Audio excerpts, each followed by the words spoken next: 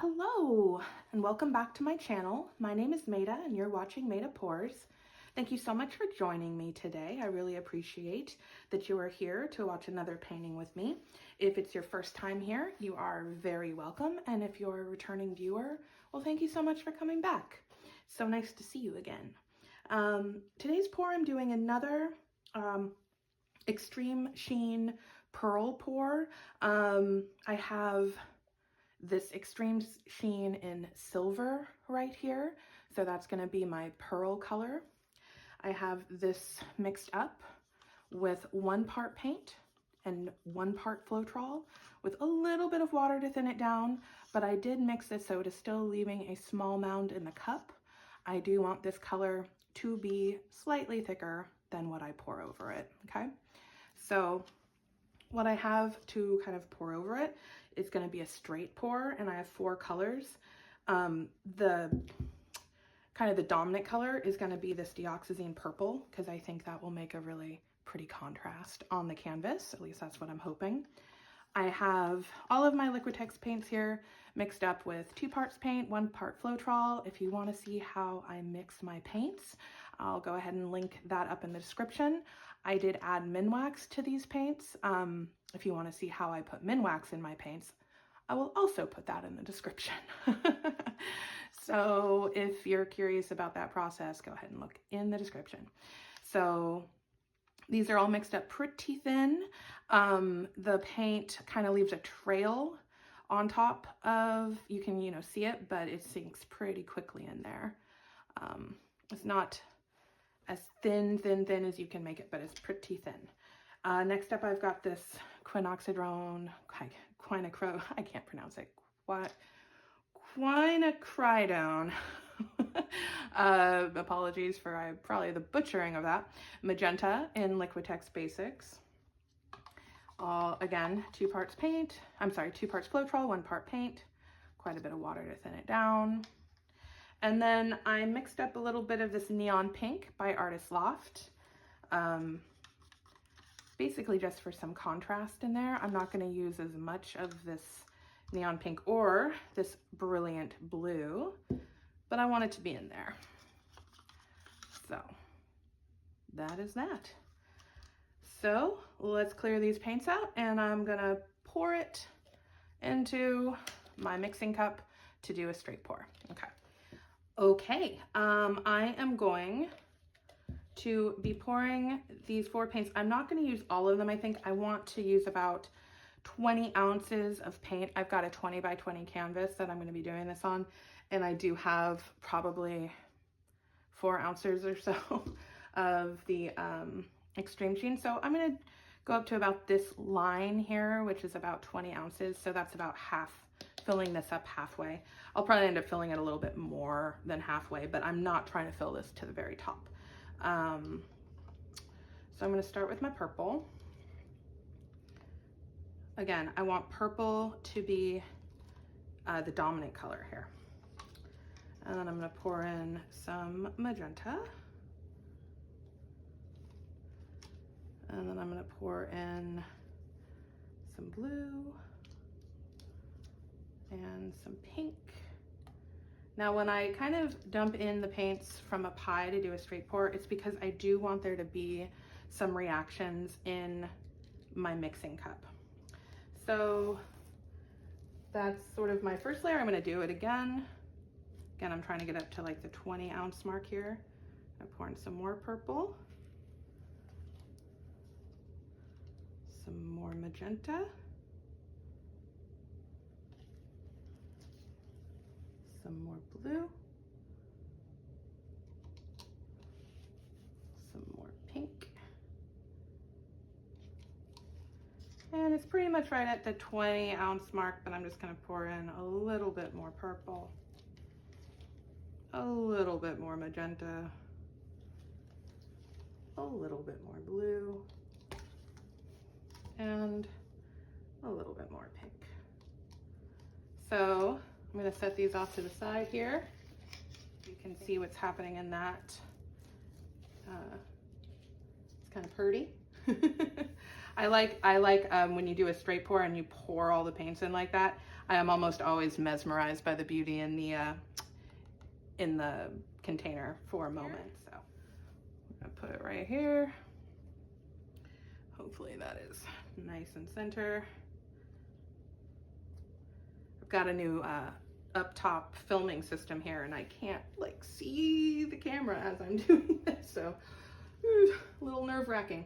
Okay, so that's set to the side there. There are going to be bubbles in that because of how I poured it, so you are going to want to have a torch to pop those bubbles. Kind of important with straight pours, especially, I find. So here we've got the Silver Extreme Sheen, and this is going to come out right into the center of the canvas. I'm using it all. There's gonna, oh, so much silver. That's okay. I want there to be a lot of silver. I want there to be so much silver you can't even stand it. All right, so we've got, I really don't have much left in this cup. Let's get it all out of there. Using it all. And then I'm gonna take my mixing cup of paint here. It's really pretty, I think.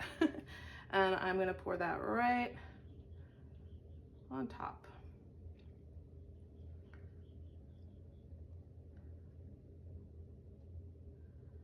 I am gonna save a little bit for the corners just because I want it to flow easily off of the corners.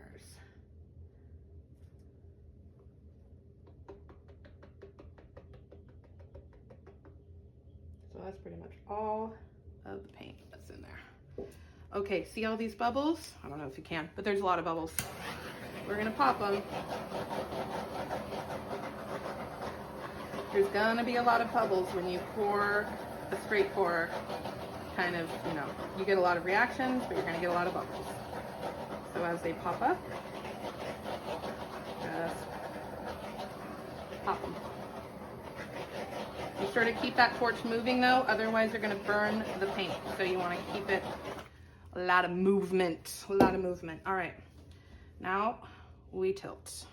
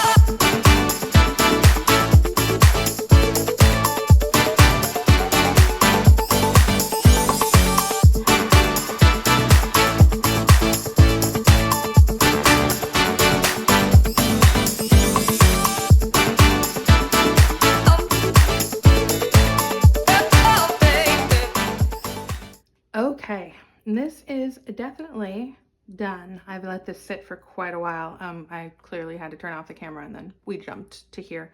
This has probably been sitting here for a couple hours at this point. And those cells have turned very, very, very juicy and I love them. I'm really happy with how this turned out. I didn't really plan on this happening, but some of these corners are actually like a lot bare. I mean, we have some in here, but that corner is really clear, and so is that one. And I think that's from when I poured the paint on the corners to help it like cover them.